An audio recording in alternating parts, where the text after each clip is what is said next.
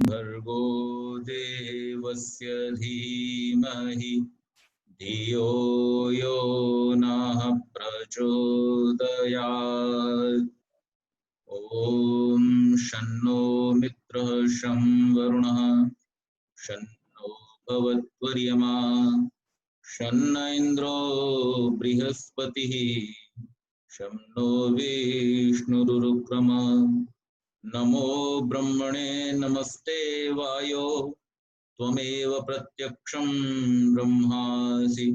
त्वामेव प्रत्यक्षं ब्रह्म वदिष्यामि ऋतं वदिष्यामि सत्यं वदिष्यामि तन्मामवतु तद्वक्तारमवतु अवतु मामवतु वक्तारम् अवतु मामवतु वक्तारम्।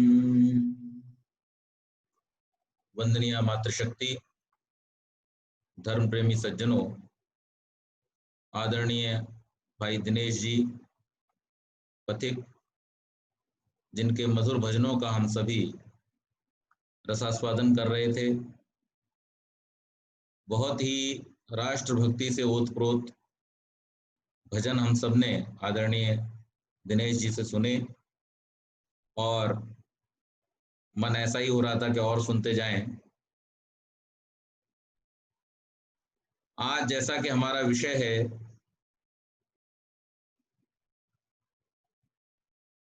योगेश्वर श्री कृष्ण, जिनका जन्म दिवस जन्माष्टमी के रूप में हम हर वर्ष मनाते हैं और अभी कुछ दिन पहले हमने मनाया। साथ ही साथ हमारे इस राष्ट्र का स्वतंत्रता दिवस भी हमने कल मनाया। आज तक हम समाज में ये देखते हैं कि योगेश्वर कृष्ण के विषय में उनके जिस रूप को ज्यादातर सबके सामने प्रस्तुत किया जाता है या उनके जिस रूप का ज्यादातर लोग बखान करते हैं, वो रूप और जिसके विषय में आज हम चर्चा करने जा रहे हैं, वो रूप एक दूसरे से एकदम भिन्न है। श्री कृष्ण के विषय में समाज में अनेकानेक प्रकार की बातें लोग करते हुए पाए जाते हैं। दुनिया भर में जो उनकी भक्ति करने वाले लोग हैं, वो कहते हैं कि वो रास रचाते थे, गोपियों के साथ खेला करते थे, क्रीड़ा करते थे और इस प्रकार से उनका गुणगान करते हैं। अब वो उनके गुण बताते हैं या उनकी निंदा करते हैं, ये एक शोध का विषय है, विचार का विषय है। लेकिन वास्तव में हम जब श्री कृष्ण के जीवन पर दृष्टि डालते हैं तो इन बातों को देख करके पता चलता है कि वो लोग शायद महाभारत के श्री कृष्ण को जानते ही नहीं। उन्होंने तो अपना कोई एक काल्पनिक कृष्ण गढ़ लिया है जिस पर वो मनमाने आरोप लगाते हैं और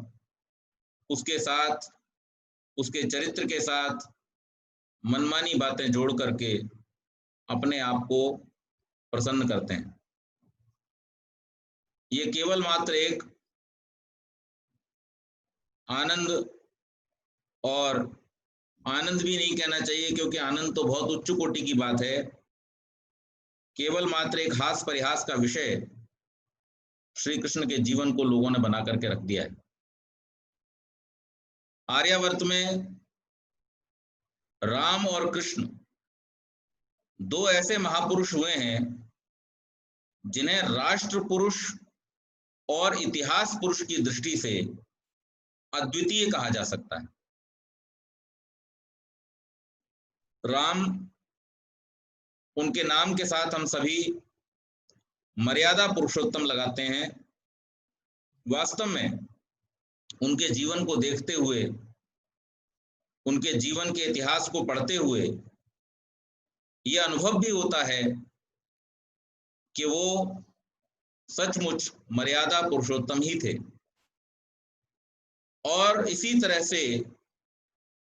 जब श्री कृष्ण के जीवन को देखते हैं तो सहसा उनके लिए भी ऐसा ही एक शब्द मन में आता है, और वो शब्द है लीला पुरुषोत्तम। दोनों ही पुरुषोत्तम हैं, और पुरुषोत्तम का अर्थ जैसा आप सब जानते हैं कि पुरुषों में भी जो श्रेष्ठ होता है, सबसे श्रेष्ठ होता है, उसे पुरुषोत्तम कहा जाता है। आर्यत्व की दृष्टि से जीवन को उत्तमता की पराकाष्ठा तक ले जाने वाले ये दोनों ऐसे महापुरुष हैं जिनसे युग युगांतर से इस देश ही नहीं अपितु सारे विश्व की जनता सीख लेती आ रही है, अनुकरण उनका करती आ रही है, प्रेरणा लेती आ रही है, और आगे भी युगों तक ये क्रम इसी प्रकार से चलता रहेगा। समस्त मानव जाति जब भी अपने उद्धार के लिए प्रेरित होगी, जब भी क्रांति के लिए प्रेरित होगी, जब भी धर्म की स्थापना और धर्म के नाश के लिए प्रेरित होगी, और जब भी उसके मन में राष्ट्र की रक्षा और राष्ट्र को एक सूत्र में बांधने का विचार आएगा, तो फिर वो कभी भी मर्यादा पुरुषोत्तम राम और लीला पुरुषोत्तम भगवान कृष्ण के जीवन को याद किए बिना ऐसा करने में सक्षम नहीं हो पाएगी। और इतना ही नहीं,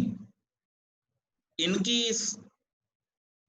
आदर्श की पराकाष्ठा को देखते हुए लोगों ने इनको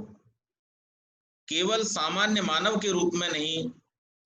महापुरुष के रूप में नहीं, महामानव के रूप में नहीं, अपितु भगवान के रूप में ही स्थित कर दिया, और इनकी स्तुति और भक्ति से ओतप्रोत होकर के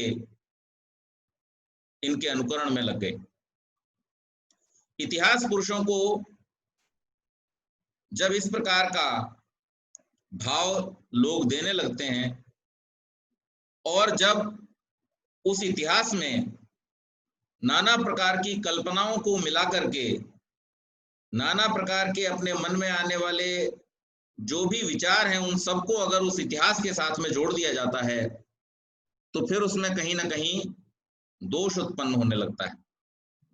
और यही इन दोनों महापुरुषों के जीवन के साथ भी हुआ है। हम देखते हैं कि लोगों ने अपनी कल्पनाशीलता के आधार पर इतने सारे चमत्कार इनके जीवन के साथ जोड़ दिए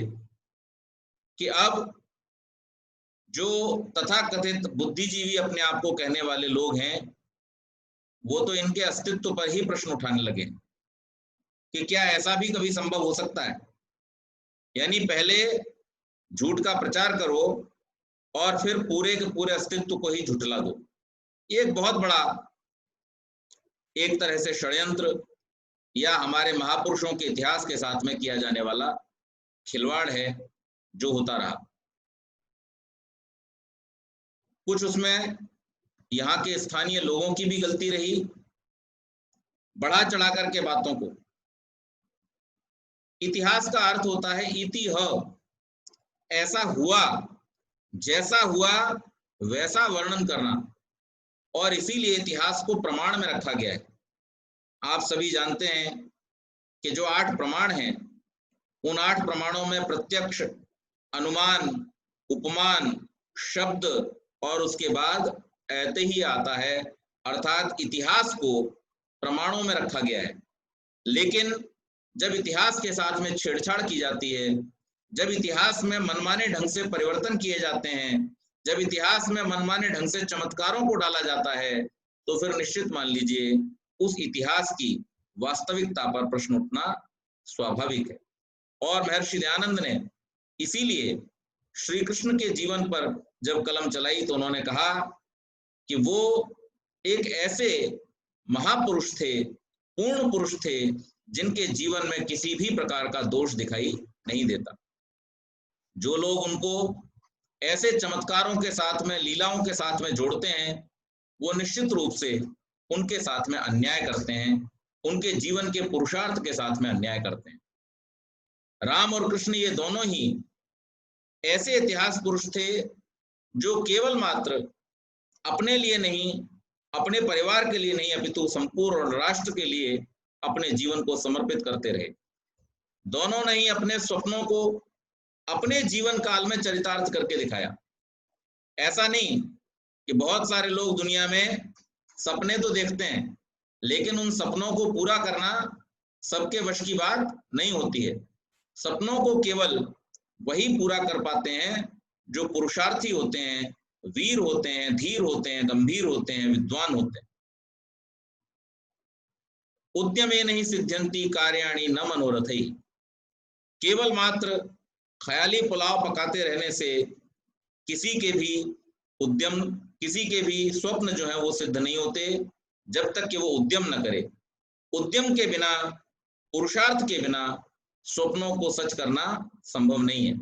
और ये दोनों ऐसे महापुरुष थे जिन्होंने राष्ट्र को एक सूत्र में बांधने का जो स्वप्न अपने जीवन में देखा, उसको अपने जीते जी पूरा किया। मर्यादा पुरुषोत्तम राम के जीवन को हम जब देखते हैं तो वहां हमें दिखाई देता है कि जैसे समुद्र की तरह गंभीर और ऋषियों के द्वारा निरंतर निर्देशित होता हुआ उनका जीवन मर्यादाओं में पूरी तरह से बंधा हुआ है, और उन मर्यादाओं के साथ में चलते हुए उन्होंने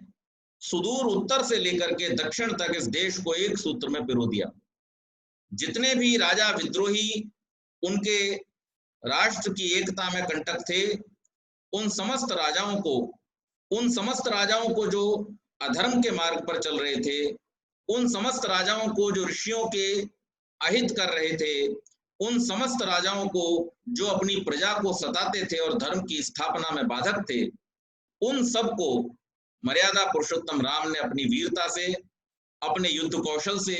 अपनी राजनीति से समाप्त किया या उन्हें अपने अधीन किया,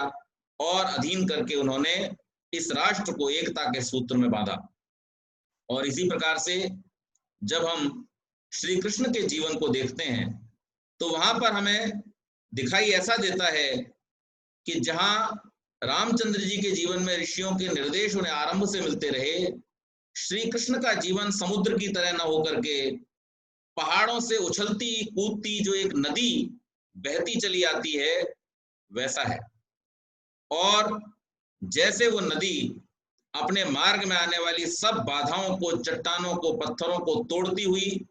या फिर उनमें से अपना मार्ग निकालती हुई आगे बढ़ती जाती है और अपने उद्देश्य को पूरा करती है, इसी प्रकार से श्री कृष्ण ने भी अपने जीवन में नाना प्रकार के विरोध, नाना प्रकार की समस्याएं सामने आते हुए भी राष्ट्र धर्म का जो उनका एक संकल्प था, राष्ट्र को एकता के सूत्र में बांधने का जो उनका एक संकल्प था, उस संकल्प को लेकर के वो सदैव आगे बढ़ते रहे। और आगे बढ़ते हुए उन्होंने जो भी रास्ते में मार्ग में बाधाएं आई, उन सबको हटाते हुए उन्होंने इस राष्ट्र को एकता के सूत्र में बांधा। मर्यादा पुरुषोत्तम राम जहां अपनी मर्यादाओं को पूरा करते हुए इस देश में चक्रवर्ती साम्राज्य की स्थापना करके राजसूय आदि यज्ञों को, अश्वमेध आदि यज्ञों को पूरा करके इस राष्ट्र को एक सूत्र में बांधने में सफल हुए। श्री कृष्ण ने स्वयं तो कभी किसी का राज्य स्वीकार नहीं किया, लेकिन अपने जीवन में उन्होंने सदैव इस राष्ट्र को एक सूत्र में बांधने का पुरुषार्थ किया। आप में से बहुत कम लोगों को ये जानकारी होगी कि अपने जीवन में श्री कृष्ण कभी भी किसी राजगद्दी पर नहीं बैठे, कहीं के भी राजा नहीं बने। उन्होंने जब मथुरा में कंस का वध किया तो कंस का वध करके कंस के पिता और उनके जो नाना थे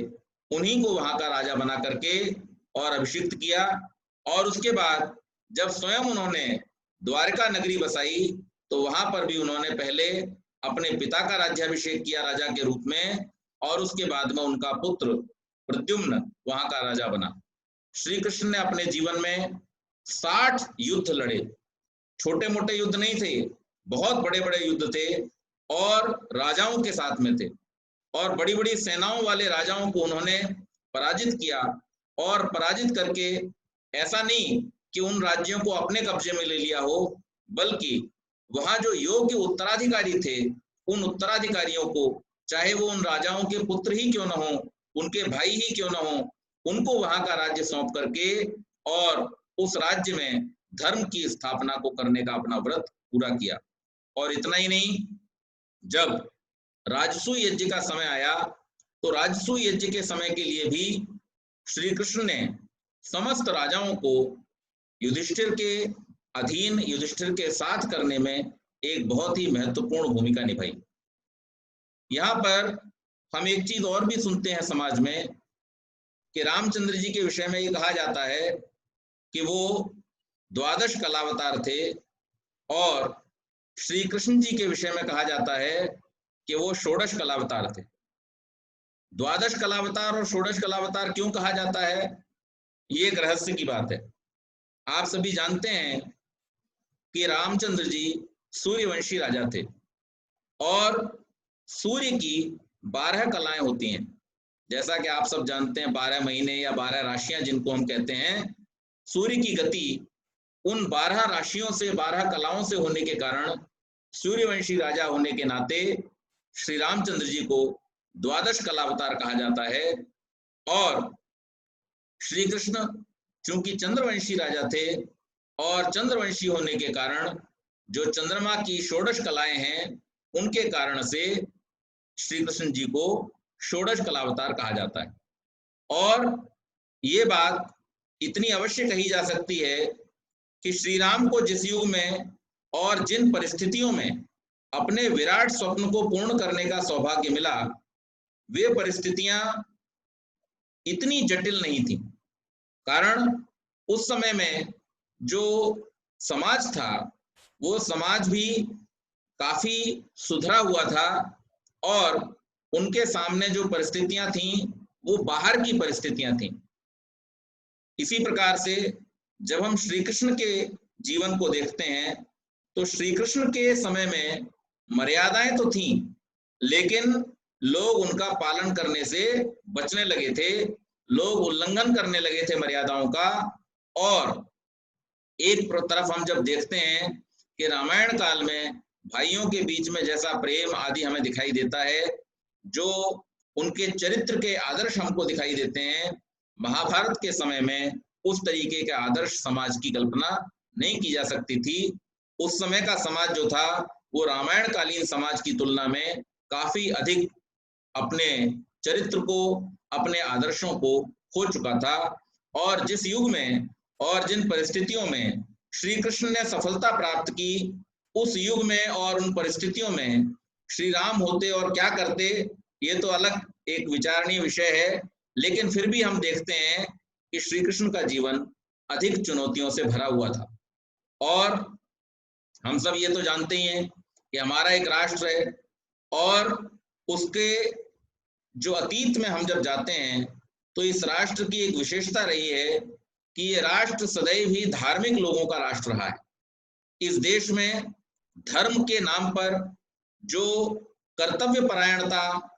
राष्ट्रभक्ति, समाज की उन्नति, आत्मिक उन्नति और जीवन के उच्च आदर्शों की जो बात की जाती रही है, वो सदैव से ही यहाँ पर रही। और इसी बात को ध्यान में रखते हुए महर्षि मनु ने एक बहुत सुंदर घोषणा की थी, एतद् देश प्रसूतस्य सकाशा दग्र जन्मना स्वम स्वम चरित्रम शिक्षेरन पृथिव्याम सर्व मानवा। तो हमारे राष्ट्र और अतीत काल में उसके जीवन का जो आधार रहा है वो धर्म रहा है, किंतु मानव जीवन को सब पुरुषार्थों की प्राप्ति का साधन मानकर तदनुसार समाज व्यवस्था का निर्माण करके जो राष्ट्र धर्म तैयार होना चाहिए, उसकी रूपरेखा क्या हो, उसके बारे में आज हम देखते हैं कि लोगों के मन में अधिक भ्रम दिखाई देता है। लोगों के मन में उसकी कोई ठीक ठीक रूपरेखा दिखाई नहीं देती। राष्ट्र जब तक जीवित रहते हैं तब रहते हैं जब उनका आधार एक निश्चित प्रणाली के आधार पर हो। आज हम देख रहे हैं हमारे समाज में बहुत सारी विसंगतियां हमको दिखाई देती हैं। कल परसों ही बेंगलोर में एक बहुत ही आपत्तिजनक बहुत ही दुखद घटना हुई कि लोगों ने आपस में बड़ा भारी दंगा वहां पर किया, राष्ट्रीय संपत्ति को, सरकारी संपत्ति को नुकसान पहुंचाया, व्यक्तिगत संपत्तियों को भी नुकसान पहुंचाया। इस प्रकार की जो घटनाएं आजकल हम देखते हैं, ये सब की सब घटनाएं जो हैं ये इस कारण से हैं क्योंकि राष्ट्र की जो रूपरेखा होनी चाहिए वो रूपरेखा आज हमारे सामने नहीं है। लेकिन श्री कृष्ण के जीवन के विषय में जब हम चर्चा करते हैं और श्री कृष्ण के उस समय के बारे में जब हम जानते हैं, महाभारत में जब हम उनके चरित्र को पढ़ते हैं तो हमें पता चलता है कि उन्होंने सारे जीवन जो प्रयास किया वो यही था कि इस राष्ट्र की जो एक रूपरेखा है वो ठीक प्रकार से बने, यहाँ का जो शासन है वो एक अच्छी प्रणाली के तौर पर चले और यहाँ की व्यवस्थाओं में धर्म की स्थापना हो। आप सभी जानते हैं और जिन्होंने गीता पढ़ी है वो और भी अच्छी तरह से जानते हैं कि गीता में योगेश्वर कृष्ण के माध्यम से महर्षि वेदव्यास ने जो उपदेश अर्जुन को दिलवाया है वो उपदेश इतना महत्वपूर्ण है। श्री कृष्ण ने अर्जुन को जिस प्रकार से वहां समझाया, कई बार लोग मुझसे पूछते हैं कि पंडित जी क्या इतना समय था वहां पर कि युद्ध के समय में श्री कृष्ण जो है वहां पर पूरा 700 श्लोक अर्जुन को सुनाते और अर्जुन बैठ करके वहां पर 700 श्लोक सुनते और फिर युद्ध के लिए सब लोग तैयार होकर के युद्ध करते। वास्तव में इस बात को हमें इस प्रकार से समझना चाहिए कि श्री कृष्ण ने जो उपदेश अर्जुन को दिया था वो काव्य रूप में नहीं दिया था। हम लोग आमतौर पर भी जब किसी से वार्तालाप करते हैं तो काव्य रूप में नहीं करते, ये हम सब जानते हैं और ये एक सामान्य ज्ञान की बात है, इसमें इतना कोई विशेष बात नहीं है। लेकिन जब इतिहास को कवि अपने शब्दों में पिरोता है तो कवि की दो भावनाएं होती हैं। एक तो वो इतिहास आगे आने वाली पीढ़ियों तक पहुंचे, उन्हें पता चले कि हमारे जो इतिहास पुरुष थे, हमारे जो पूर्वज थे वो कैसे थे। और दूसरा उसके साथ साथ एक संदेश हर एक अच्छे कवि का और खास तौर से जो कवि स्वयं ऋषि हो उसका संदेश ये रहता है कि वो मानवता को उन सिद्धांतों के बारे में, उन व्रतों के बारे में, उन संकल्पों के बारे में भी अवगत करा सके और उनका संपूर्ण वृत्तांत इतने अच्छे ढंग से प्रस्तुत कर सके कि वो आने वाली पीढ़ियों के लिए एक आदर्श बन जाए, एक संदेश बन जाए, एक अनुकरणीय वृत्तांत बन जाए। और इसी दृष्टि से महर्षि वेदव्यास ने इस महाभारत नामक ग्रंथ की रचना की थी जिसका प्राचीन नाम क्या था? जय था। और उस समय उसमें केवल 8000 श्लोक हुआ करते थे।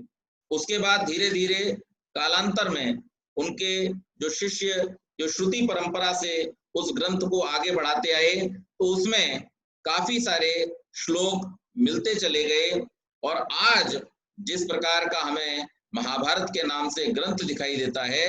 वो लगभग 1 लाख से भी अधिक श्लोकों का ग्रंथ बनकर के तैयार हो गया है। तो इसमें दो बातें हमारी समझ में आती हैं। एक तो ये कि महाभारत जो महर्षि वेदव्यास के द्वारा लिखा गया था उसमें जो चीजें थी वो बहुत सीमित दृष्टि से और केवल मात्र उस ऐतिहासिक वृत्तांत को बहुत अच्छे प्रकार से एक संदेश के रूप में लोगों तक देने के लिए थी। लेकिन बाद में लोगों ने उसमें बहुत सारे चमत्कार, बहुत सारी अपनी मनमानी बातें मिला करके और उसको इतना विशाल ग्रंथ के रूप में वर्णित कर दिया। और इसी आधार पर जब हम आज देखते हैं तो इन इतिहास पुरुषों के जीवन के विषय में बहुत सारी ऐसी बातें दिखाई देती हैं जो विसंगति के रूप में हैं, जिनका प्राकृतिक रूप से और ईश्वरीय व्यवस्था में उन बातों का होना संभव दिखाई नहीं देता। इसके साथ साथ एक बात और यहाँ पर जानने वाली है जो आज हम लगभग भूलते चले जा रहे हैं कि श्री कृष्ण एक और जहां पर समस्त राजाओं को युधिष्ठिर के अधीन करने के लिए तत्पर थे और वो एक सुंदर साम्राज्य की स्थापना करना चाहते थे, एक आदर्श साम्राज्य की स्थापना करना चाहते थे, वहीं पर वो जिन जिन राज्यों को भी उनके साथ में जोड़ रहे थे वहां की जो प्रणाली थी, शासन प्रणाली थी, उसको भी वो बड़ी बारीकी से उसका निरीक्षण परीक्षण करते थे और उसके बाद में उसमें अगर कोई कमियां दिखाई देती थी तो उनको ठीक करने के लिए वो सदैव उनको प्रेरित किया करते थे, उन छोटे छोटे राजाओं को इस प्रकार से प्रेरित किया करते थे। जो लोग उन धार्मिक मान्यताओं को, उन ठीक बातों को मान लिया करते थे, उन लोगों को साथ में कर लिया जाता था, और जो लोग इन बातों को नहीं मानते थे उनको फिर युद्ध के द्वारा या तो बंदी बनाया जाता था, और या फिर उनका वध करके जो वहां पर योग्य उत्तराधिकारी था उस उत्तराधिकारी को उस राज्य की व्यवस्था सौंपी जाती थी। तो यहाँ पर ये बात हमें समझनी चाहिए, आज जब हम श्री कृष्ण के जीवन को यहाँ पर देख रहे हैं, और साथ ही साथ में जब हम अपनी स्वतंत्रता के इस पावन पर्व को भी मना रहे हैं, हमको श्री कृष्ण के जीवन से ये एक बहुत बड़ी सीख मिलती है कि उन्होंने अपने सारे जीवन राष्ट्र की उन्नति के लिए प्रयत्न करना नहीं छोड़ा। वो लगातार राष्ट्र के उन्नति के लिए प्रयत्न करते रहे, और उसी के लिए उन्होंने अपना सारा जीवन व्यतीत कर दिया। आपको मैं अगर जो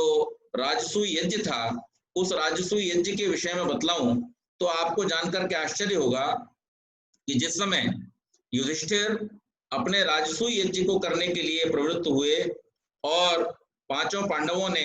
ये निर्णय किया कि अब हम राजसूय यज्ञ करके अपने साम्राज्य को स्थापित करेंगे, तो वहां उस समय जरासंध नाम का एक राजा था जिसका आप सबने नाम सुना होगा, जो मगध का राजा था, और वो इतना शक्तिशाली था और वो इनसे द्वेष भी मानता था, इसलिए वो इनके अधीन आने को तैयार नहीं था। इतना बड़ा शक्तिशाली राज्य, और उस राज्य के साथ में ना आने के कारण से इनका जो चक्रवर्ती साम्राज्य और राजसूय का स्वप्न था वो स्वप्न के रूप में ही था, ये आगे नहीं बढ़ पा रहा था। वहां पर फिर जब युधिष्ठिर ने श्री कृष्ण से सहायता मांगी तो श्री कृष्ण युधिष्ठिर की इस आज्ञा को लेकर के और अपने साथ में भीम और अर्जुन को लेकर के वहां पर चले गए।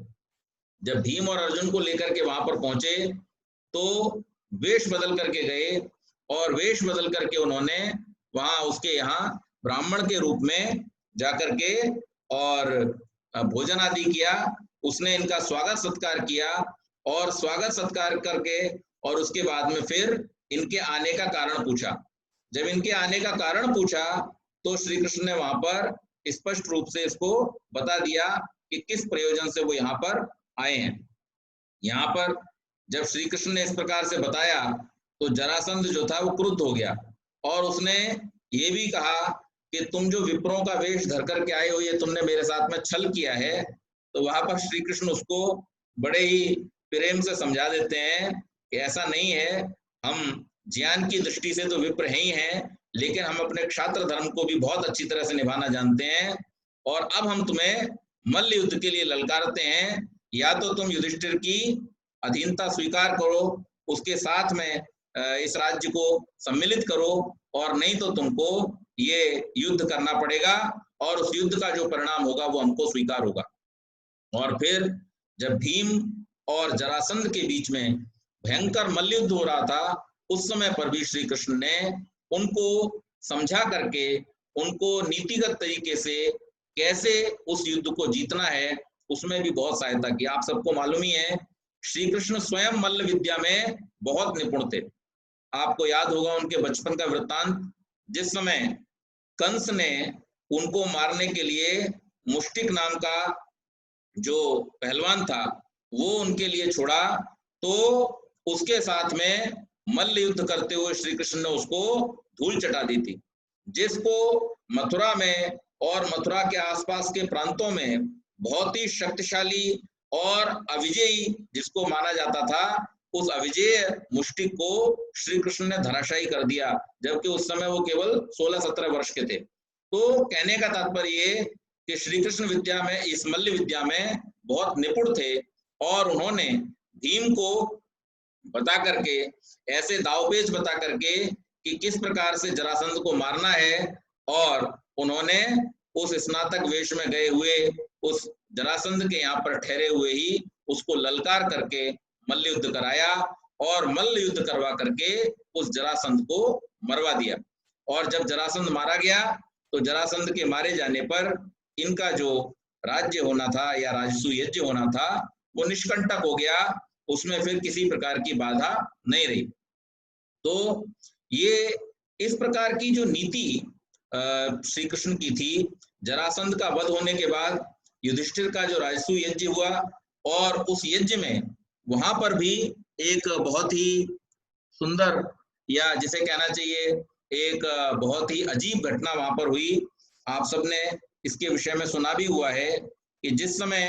राजसूय यज्ञ होने वाला था, भिन्न भिन्न देशों के राजाओं को वहां पर आमंत्रित किया गया था, और वो सारे के सारे राजा परंपरानुसार अपने अपने बहुत सारे उपहार लेकर के युधिष्ठिर के लिए वहां पर उपस्थित हुए।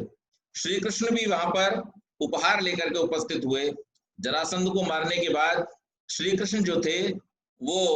अपने घर द्वारका चले गए थे, और जब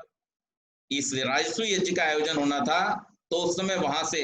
जैसे एक राजा का प्रतिनिधि आता है, उस रूप में श्री कृष्ण वहां रिश्तेदार और एक राज्य के प्रतिनिधि के रूप में वहां पर उपस्थित हुए। उनके पिता वसुदेव भी वहां पर उपस्थित हुए, और श्री बलराम जी भी वहां पर उपस्थित हुए, और उन सभी लोगों ने वहां पर सम्मिलित होकर के उस यज्ञ में अपनी जो भूमिका थी वो निभाई। श्री कृष्ण स्वयं युधिष्ठिर के लिए 14,000 हाथी और बहुत सारे बहुमूल्य रत्न आदि उनके लिए भेंट स्वरूप लेकर के आए। क्यों? एक तो जो सम्राट का रूप में युधिष्ठिर को वहां पर राजसूय यज्ञ कराया जा रहा था, स्थापित किया जा रहा था, ये भी बात थी, और इसके साथ साथ आपको मालूम है इनकी रिश्तेदारी भी होती थी। माता कुंती जो थी वो श्री कृष्ण की बुआ होती थी, इसलिए उस दृष्टि से भी ये बहुत सारे बहुमूल्य रत्न लेकर के और बहुमूल्य उपहार लेकर के वहां पर आए। उत्तर से अर्जुन, पूर्व से भीम, दक्षिण से नकुल, और पश्चिम से सहदेव, ये चारों के चारों भी वहां सब राजाओं से मिलकर के और उनसे यहाँ पर इनकी अधीनता का प्रस्ताव लेकर के और वहां पर उपस्थित हुए, और ये राजसूय का जो समारोह था वो वहां पर आरंभ होने लगा। लेकिन वहां पर फिर एक समस्या खड़ी हो गई। जिस प्रकार से जरासंध जो था वो श्री कृष्ण के विरुद्ध था, और श्री कृष्ण के विरुद्ध होने के कारण से वो राजसूय यज्ञ में बाधा उत्पन्न कर रहा था, इसी प्रकार से इनकी जो एक छोटी बुआ थी उनका बेटा था शिशुपाल, और वो चेदी देश का राजा था। वह जो है कुछ समय पूर्व जब श्री कृष्ण का विवाह हुआ था उस समय में वो रुक्मिणी से विवाह करना चाहता था, लेकिन रुक्मिणी श्री कृष्ण से प्रेम करती थी, और इसलिए उनका विवाह भी श्री कृष्ण के साथ में हुआ।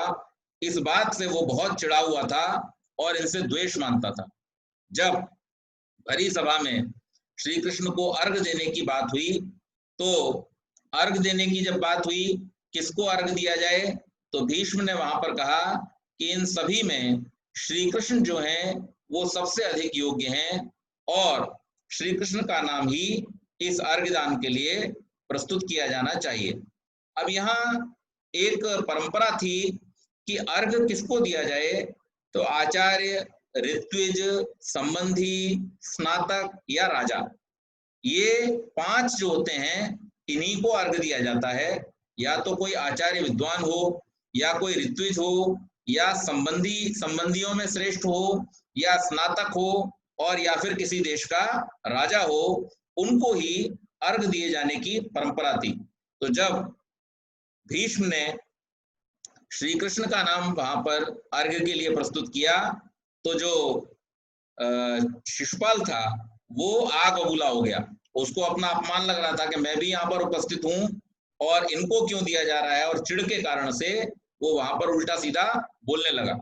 और यहाँ पर उसने कहा कृष्ण तो राजा भी नहीं है, इतने राजाओं के रहते हुए इन्हें अर्घ क्यों दिया जा रहा है। कृष्ण वृद्ध भी नहीं है। रिश्तेदारों की अगर बात हो तो उनके पिता स्वयं यहाँ पर जो कि राजा भी हैं और वृद्ध भी हैं, वो यहाँ पर उपस्थित हैं। पिता के होते हुए पुत्र को पूजा का पात्र कैसे बनाया जा रहा है। संबंधियों और आत्मियों में भी द्रुपद जो हैं वो उनका नाता इनकी अपेक्षा अधिक घनिष्ठ है, क्योंकि द्रुपद जो थे वो कौन थे, वो युधिष्ठिर के ससुर थे, द्रौपदी के पिता थे। तो उस दृष्टि से और ऋत्विजों की दृष्टि से जो महर्षि व्यास हैं वो सर्वश्रेष्ठ हैं। शास्त्र जानने वालों में अश्वत्थामा सर्वोत्तम है, राजा दुर्योधन स्वयं यहाँ पर विद्यमान है, आचार्य कृप हैं, कृष्ण न तो ऋत्विज हैं, न आचार्य हैं, न राजा हैं, इनको अर्घ देना दूसरों का निरादर करना है। इस प्रकार की उल्टी सीधी बातें जो है वो शिशुपाल वहां पर करने लगा। और जब ये जलीकटी शिशुपाल ने युधिष्ठिर को सुनाई तो फिर केवल युधिष्ठिर को ही नहीं, उसने कृष्ण के विषय में भी उल्टा सीधा कहना शुरू कर दिया। युधिष्ठिर ने समझाया शिशुपाल को और उसको थोड़ा शांत करने का प्रयत्न किया, परंतु सब वो किसी की बात सुनने को तैयार ही नहीं। बहुत ज्यादा आग बबूला और बहुत ज्यादा वहां पर क्रोध के द्वारा वो उल्टी सीधी बातें कर रहा था। फिर भीष्म ने श्री कृष्ण के विषय में बोलना शुरू किया और कहा कि मैंने बहुत सारे दुनिया भर के ज्ञान वृद्ध महात्माओं का सत्संग किया है, जो ज्ञान में बहुत बड़े हैं, और वे श्री कृष्ण के जो जन्म से लेकर के अब तक के कर्म हैं उन सब के विषय में कहने लगे कि हम कृष्ण के यश और उनके पुरुषार्थ पर मुग्ध हैं। जिस प्रकार से राष्ट्र की रक्षा के लिए उन्होंने अपने इस जीवन के सर्वस्व पुरुषार्थ को समर्पित किया हुआ है, ये उनकी एक बहुत बड़ी विशेषता है, इसलिए वो पूजनीय हैं, वंदनीय हैं। हम ब्राह्मणों में ज्ञान की पूजा करते हैं, क्षत्रियों में वीरता की पूजा करते हैं, वैश्यों में धन की और शूद्रों में आयु की। यहाँ पर कोई भी ऐसा राजा नहीं है जिसे कृष्ण ने अपने अतुल तेज से जीता न हो। अर्थात ये सारे के सारे राजा जो युधिष्ठिर के इस राजसूय यज्ञ में यहाँ पर संधि प्रस्ताव लेकर के और अधीनता स्वीकार करने के लिए उपस्थित हुए हैं, इस राजसूय यज्ञ में जो सम्मिलित हुए हैं, ये सब के सब राजा श्री कृष्ण के द्वारा जीते जा चुके हैं। वेद वेदांगों का ज्ञान और बल इस समय पूरी पृथ्वी पर श्री कृष्ण के बराबर किसी में नहीं है। इसके साथ साथ इनका दानशीलता, इनका युद्ध कौशल, इनका धैर्य, इनका संतोष और सब प्रकार से जो नीति निपुणता है, उस दृष्टि से अगर हम देखें तो ये सर्वश्रेष्ठ हैं। ये ऋत्विज भी हैं, ये गुरु भी हैं, ये स्नातक भी हैं और लोकप्रिय राजा भी हैं। ये सब गुण अगर किसी एक व्यक्ति में यहाँ पर दिखाई देते हैं, क्योंकि जहां तक शिशुपाल की बात है, शिशुपाल तो केवल ये कह रहा है कि या तो स्नातक, या तो राजा, या तो रिश्तेदार, या तो ज्ञानवृद्ध, या तो कोई ऋत्विज, लेकिन ये या तो का प्रश्न ही हट जाता है। जब हम श्री कृष्ण को देखते हैं तो हमें दिखाई देता है कि ये सारे के सारे गुण अगर किसी एक व्यक्ति में एक साथ उपस्थित हो रहे हैं, और गुणों की दृष्टि से अगर सबसे श्रेष्ठ यहाँ पर उपस्थित कोई एकमात्र व्यक्ति है तो वो श्री कृष्ण ही है, और इसलिए श्री कृष्ण को ही यहाँ पर अर्घ्य दिया जाना सबसे उचित है। और जब ये बात भीष्म ने कही तो पहले से ही गुस्से में भरा हुआ जो शिशुपाल था वो और ज्यादा गुस्से में भर गया, और उसने फिर भीष्म के विषय में भी उल्टा सीधा कहना शुरू कर दिया। श्री कृष्ण के ऊपर बहुत सारे उल्टे सीधे लांछन लगाने शुरू कर दिए, यहाँ तक कि श्री कृष्ण को पूतना राक्षसी के वध के लिए कहने लगे कि ये तो स्त्री हत्यारा, स्त्री घातक है, इसने तो अपने बचपन में ही एक स्त्री का वध कर दिया था। और इस प्रकार से बहुत सारे उल्टे सीधे उनके ऊपर आरोप लगाने शुरू कर दिए कि ये चोरी करता था, ये ऐसा करता था, ये वैसा करता था, बहुत सारे आरोप उन्होंने लगाए। अब यहाँ पर जब सारे राजा इस बात को सुनने लगे तो फिर वहां पर सीधी सी बात है, सभा के अंदर इस प्रकार की अगर कोई बातचीत करे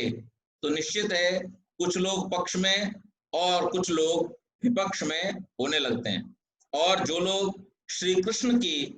प्रशंसा करते थे, उनको अच्छी तरह से जानते थे और उनसे जो कोई द्वेष नहीं करते थे, प्रेम करते थे, वो सारे के सारे लोग भी क्रोध में भरने लगे। और भीष्म की तो स्थिति ऐसी थी कि उन्होंने सोचा कि अब मैं इसका वध ही कर दूं, मारने के लिए भी उसे तैयार हो गए, लेकिन उनको वहां पर शांत किया गया, रोका गया, और उसने लगातार श्री कृष्ण को गाली देना जारी रखा। जब इस प्रकार की गालियां वो लगातार देता जा रहा था, तो वहां पर फिर कुछ लोग उठ करके और चलने की स्थिति में हो गए। जब इस प्रकार का माहौल बिगड़ता हुआ दिखाई देने लगा और श्री कृष्ण को जब लगा कि अब अगर इसको न रोका गया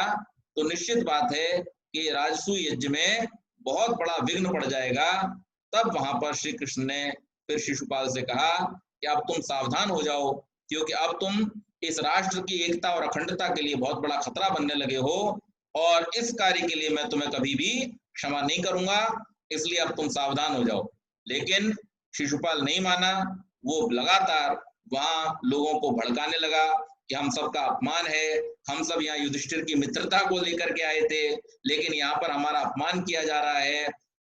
और आज भी जैसा आप देखते हैं कि इस तरीके के माहौल खराब करने वाले लोग जो हैं, वो कुछ लोगों को तो अपनी तरफ कर ही लेते हैं, और जो लोग कुछ ऐसे भी होते हैं कि जिनके मन में द्वेष भरा हुआ है, जैसे दुर्योधन, कर्ण आदि लोग जो वहां पर थे, ये वास्तव में वहां केवल उपस्थित थे, लेकिन ये चाहते बिल्कुल नहीं थे कि युधिष्ठिर चक्रवर्ती सम्राट बने। दुर्योधन तो हमेशा यही चाहता था कि मैं ही राजा बनूं, मैं ही चक्रवर्ती सम्राट बनूं। और जिस समय उसको यहाँ पर ये कार्य सौंपा गया था कि देश विदेश से जो राजा आ रहे हैं, वो जो कुछ भी भेंटें लेकर के आएंगे, उन भेंटों के रखरखाव की, उनको ग्रहण करने की जो व्यवस्था, जिम्मेदारी थी, वो दुर्योधन को सौंपी गई थी। तो दुर्योधन ने जब देखा कि इतने सुंदर सुंदर उपहार युधिष्ठिर के राजसूय यज्ञ में आ रहे हैं, युधिष्ठिर राजा बन जाएगा और मैं राजा नहीं बन पाऊंगा, तो इस बात को सोच करके वो भी ईर्ष्या से लाल पीला हुआ हुआ था अंदर, और उसका मित्र होने के कारण से कर्ण भी उसके साथ में था, वो भी इसी प्रकार से द्वेष से, ईर्ष्या से भरा हुआ था। जो अन्य लोग थे, जिनमें दुर्योधन के समर्थक जो लोग थे, वो लोग भी वहां पर ईर्ष्या से भरे हुए थे, लेकिन कुछ बोल नहीं पा रहे थे भीष्म के और श्री कृष्ण के कारण से। वो लोग भी, सुगबुगाहट उनमें शुरू हो गई, और उन्होंने भी ये शिशुपाल के हाँ में हाँ मिलाना शुरू कर दिया। जब ऐसा उन्होंने देखा तो श्री कृष्ण ने शिशुपाल को चेतावनी दी, और चेतावनी देने पर भी जब वो नहीं माना, तो शिशुपाल का फिर श्री कृष्ण ने वहीं पर हरी सभा में वध कर दिया। हरी सभा में जब शिशुपाल मारा गया, जिसके विषय में किसी ने सोचा भी नहीं था। आप देखिए, जैसा मैंने अभी बतलाया, शिशुपाल श्री कृष्ण की बुआ का बेटा था, और बुआ का बेटा होने के कारण से बहुत घनिष्ठ रिश्तेदार था, लेकिन किसी रिश्ते की परवाह न करते हुए जब राष्ट्र के ऊपर बात आई, तो श्री कृष्ण ने उसको क्षमा नहीं किया, और राष्ट्र के हित में, राष्ट्र की रक्षा के लिए उन्होंने उसका वध कर दिया। तो यहाँ इसको भी अगर हम देखें तो हमें ये समझ में आता है कि श्री कृष्ण जो थे, उनके लिए राष्ट्र सर्वोपरि था। वो राष्ट्र की एकता, अखंडता और धर्म की स्थापना को ही अपने जीवन का उद्देश्य मानते थे, और उसी के लिए उन्होंने सारा जीवन प्रयास किया। अस्तु, जब राजसूय यज्ञ हुआ, वहां पर भी श्री कृष्ण को हम देखते हैं, उनकी विनम्रता हमें देखने को मिलती है, उनका चरित्र हमें देखने को मिलता है कि जो विद्वान बाहर से आ रहे थे, उनकी सेवा का, उनकी व्यवस्था करने का जो कार्य था, वो श्री कृष्ण ने अपने हाथ में लिया। और यहाँ तक कि उन्होंने जो विद्वानों के चरण धोने की यज्ञ से पहले परंपरा होती है, वो चरण धोने का काम भी श्री कृष्ण ने अपने हाथों में लिया, और व्यास आदि जो ऋषि वहां पर पधारे हुए थे, उन सभी ऋषियों को वहां पर उन्होंने स्वागत सत्कार करके, उनके चरण धो करके राजसूय यज्ञ के लिए आमंत्रित किया, उनका स्वागत किया। तो इस प्रकार से श्री कृष्ण जो थे, वो पूरा जीवन इस कार्य में लगे रहे कि किसी प्रकार से इस राष्ट्र को मैं एकता के सूत्र में बांध सकूं। आप लोगों को ये भी बताना यहाँ पर मैं जरूरी समझता हूं कि जिस समय महाभारत के युद्ध की लगभग तैयारियां हो गई थी, उस समय भी श्री कृष्ण जो थे, वो युधिष्ठिर से कहते हैं कि महाराज, मैं आखिरी बार एक प्रयास करके देखना चाहता हूं, अगर दुर्योधन मान जाए तो मैं उसको मनाने के लिए वहां पर जाना चाहता हूं। मैं चाहता हूं कि ये युद्ध न हो, क्योंकि अगर ये युद्ध हुआ तो ये इतना भयानक युद्ध होगा कि इससे सदियों के लिए इस राष्ट्र की बहुत बड़ी हानि हो जाएगी।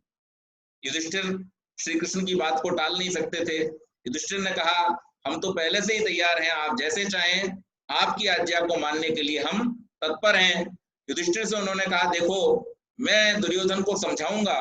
और समझा बुझा करके कोशिश करूंगा कि कोई ऐसा मार्ग निकल आए जिससे मैं तुम्हारे और उसके बीच के इस युद्ध को टाल सकूं।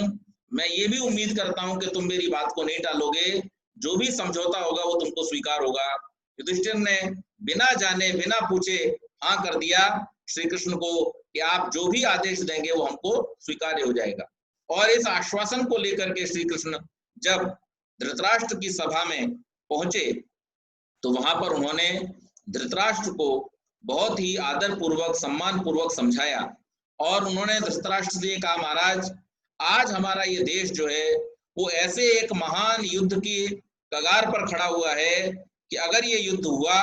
तो इस देश में कुछ भी बचेगा नहीं। इस देश की जो विशाल मनीषा है, इस देश के जो बड़े बड़े योद्धा हैं, और केवल मात्र इस देश के ही नहीं, चूंकि युधिष्ठिर चक्रवर्ती है उसके साथ में इस समय विश्व भर के योद्धा हैं, अगर उनके बीच में आपस में युद्ध हुआ तो निश्चित मान लीजिए ये बहुत भयानक परिणामों को लाने वाला होगा। और मैं आपको ये बताना चाहता हूं कि इस युद्ध के लिए इतिहास सदैव आपको ही दोषी ठहराएगा, क्योंकि आज इस राष्ट्र के राजा आप हैं। इस राष्ट्र में भीष्म जैसे महान योद्धा हैं, गुरु द्रोणाचार्य जैसे परम विद्वान हैं, महर्षि वेदव्यास जैसे विद्वान, विदुर जैसे नीतिज्ञ और कर्ण जैसे बाहुबली इस राष्ट्र में रहते हैं। लेकिन फिर भी ये इतिहास जब लिखा जाएगा तो इतिहास आपसे प्रश्न करेगा कि आप उस समय राजा थे, निर्णय लेने का अधिकार आपके पास में था, आपने इस युद्ध को टालने का प्रयास क्यों नहीं किया। और आप अगर चाहते हैं तो आपको जो सहयोग चाहिए, आप जैसी आज्ञा देंगे, मैं पांडवों से ये वचन लेकर के आया हूं कि वो इस बात को मानने के लिए तैयार हो जाएं। वहां पर धृतराष्ट्र ने अपनी विवशता दिखाई कि मेरा ये लड़का मानता नहीं, मेरी बात को सुनता नहीं। तो श्री कृष्ण ने यहां तक कह दिया कि अगर आप कहें तो मैं इसको अभी बंदी बना करके बांध करके ले जाता हूं, लेकिन राष्ट्र के हित में आप अपने पुत्र मोह को त्याग दीजिए और इस राष्ट्र की उन्नति के विषय में विचार कीजिए। युधिष्ठिर धर्मात्मा है, पांचों के पांचों पांडव धर्म के मार्ग पर चलने वाले और मेरी आज्ञाओं को मानने वाले हैं। मैं जैसा उनसे कह दूंगा वो आपकी सेवा में तत्पर हो जाएंगे, लेकिन इस युद्ध को किसी प्रकार से टालने का प्रयास कीजिए। भीष्म ने बहुत समझाया, विदुर ने बहुत समझाया, लेकिन वो युद्ध टलने वाला नहीं था। दुर्योधन को समझाने का प्रयास किया श्री कृष्ण ने कि भाई अगर तुम चाहते हो तो मैं केवल इस बात पर भी राजी कर सकता हूं कि उनका घर चलाने के लिए तुम केवल एक एक गांव उनको दे दो। 5 गांव भी अगर तुम दे दोगे तो इतने बड़े राष्ट्र में से वो 5 गांव में रहते हुए पांडव सदैव तुम्हारा सहयोग करते रहेंगे। यहाँ पर दुर्योधन की अदूरदर्शिता हमको दिखाई देती है। अगर दुर्योधन चाहता तो उन 5 गांवों को देकर के उसकी सेना में ऐसे 5 महान योद्धा जुड़ जाते कि जिनको जीतना विश्व में किसी के वश की बात नहीं थी। क्योंकि आपको मालूम है, जैसा मैंने अभी बताया था, कि जब राजसूय यज्ञ की बात शुरू हुई तो उस समय पूर्व में भीम, उत्तर में अर्जुन, दक्षिण में सहदेव, नकुल आदि, ये पश्चिम में, और जाकर के इन्होंने वहां के सब राजाओं को अपने अधीन कर लिया था। ऐसे महान योद्धा जिसकी सेना में जुड़ जाते तो सोचिए, कर्ण के साथ में अगर अर्जुन जैसा योद्धा भी दुर्योधन के साथ में होता तो उसको विश्व में कौन जीत सकता था। लेकिन वो लोभ में, ईर्ष्या में, द्वेष में इतना भरा हुआ था कि वो श्री कृष्ण से कहता है कि मैं धर्म को जानता हूं लेकिन मेरी प्रवृत्ति उसमें नहीं है, मैं अधर्म को भी जानता हूं लेकिन मेरी निवृत्ति उससे नहीं है। हे कृष्ण, मैं तो अब लड़ाई के बिना, युद्ध के बिना सुई की नोक बराबर जमीन भी पांडवों को नहीं दूंगा। और जब इस प्रकार की बात हुई तो श्री कृष्ण ने उसको बहुत डांटा, बहुत समझाया, बहुत लताड़ा, और बाकी लोग भी उसको समझाने लगे। तो यहाँ कर्ण और दुर्योधन और शकुनी ने मिलकर के एक योजना बनाई कि श्री कृष्ण को किसी प्रकार से बंदी बना लिया जाए। वहां पर भी श्री कृष्ण की नीति काम आई और अपनी उस नीति के तहत वो पहले से ही ऐसी व्यवस्था करके गए थे कि अगर ऐसे कुछ भी स्थिति बने तो मुझे तुरंत सचेत कर दिया जाए। और वहां पर 2 वृष्णि का कुमार पहले से ही उपस्थित थे, और जैसे ही उनको पता चली कि ये इस प्रकार से श्री कृष्ण को बंदी बनाने की योजना चल रही है तो उन्होंने तुरंत ही पूरे के पूरे राजमहल को घेर लिया और घेर करके उनको सचेत कर दिया कि अगर आपने इस प्रकार का कोई भी दुष्कृत्य करने का प्रयास किया तो यहाँ पर अभी आक्रमण कर दिया जाएगा और फिर आपको बचना मुश्किल हो जाएगा। तो कहने का अभिप्राय ये कि अपने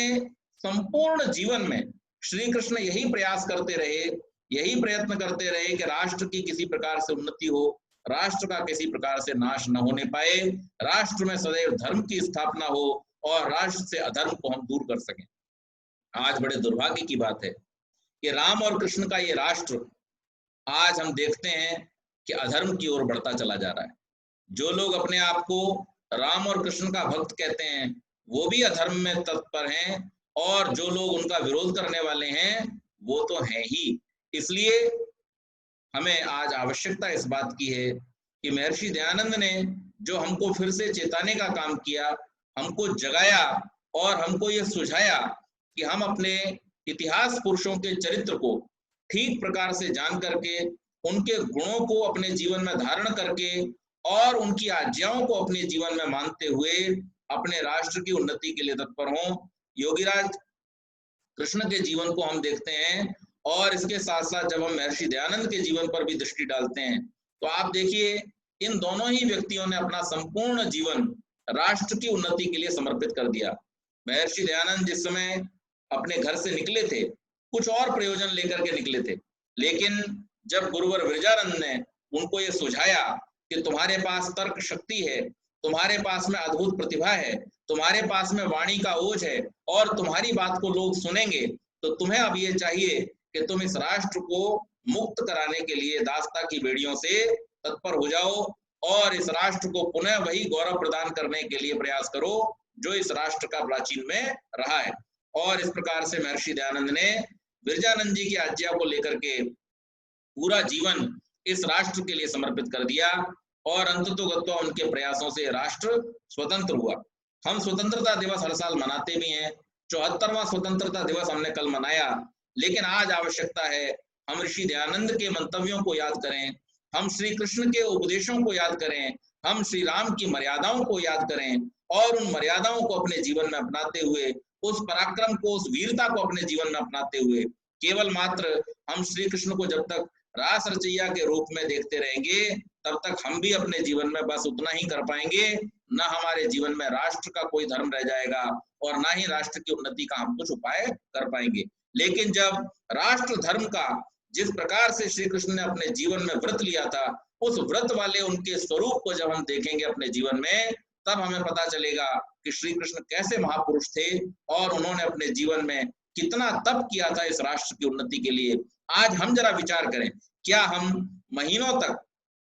ये कभी विचार अपने मन में लेकर के आते हैं कि हम भी अपने देश के लिए कुछ करें? ये प्रश्न अपने आप से सबको बहुत ईमानदारी के साथ में पूछना चाहिए, थोड़ा आत्मनिरीक्षण करना चाहिए। मैं जानता हूं कि बहुत सारे लोग बहुत सारी बातें करते हैं, लेकिन राष्ट्र की उन्नति के लिए उनका क्या प्रयास है, राष्ट्र को एकता के सूत्र में बांधने के लिए उनका क्या योगदान है, और अगर राष्ट्र की उन्नति में वो अपने योगदान को देखने का प्रयास करेंगे तो उन्हें पता चलेगा कि हमारा जो कुछ भी प्रयास है वो सिर्फ बातों तक है, वास्तव में धरातल पर हमारा प्रयत्न उतना ठीक नहीं है जितना कि होना चाहिए। तो आइए इस पर्व पर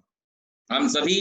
इस बात का आत्मनिरीक्षण करें और आत्मनिरीक्षण करते हुए हम अपने जीवन में श्री कृष्ण की उन शिक्षाओं को, वीरताओं को, नीतियों को और राष्ट्र के प्रति जो जिम्मेदारी, राष्ट्र के प्रति जो हमारा कर्तव्य है, उस कर्तव्य को समझते हुए अपने जीवन में अपना करके उसके प्रति अपना जो दायित्व है उसको निभाने का प्रयास करें। तभी वास्तव में श्री कृष्ण जन्माष्टमी और 15 अगस्त को मनाए जाने का जो हमारा ये उद्देश्य है वो पूरा होगा और तभी हम अपने राष्ट्र की उन्नति में सहायक हो सकेंगे। ये थोड़ी सी चर्चा मैंने श्री कृष्ण और स्वतंत्रता दिवस के विषय में की। आप सब लोगों ने बड़ी गंभीरता से इस बात को सुना, बहुत बहुत धन्यवाद। ओम शांति।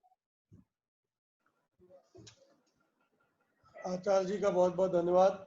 बहुत समसामयिक विषयों पर उन्होंने अपनी बात रखी, उनके लिए बहुत बहुत धन्यवाद। और अब सानी जी से निवेदन करूंगा कि आर्ष मत के नियम और संगठन सूत्र का पाठ करें। वीरेंद्र सानी जी।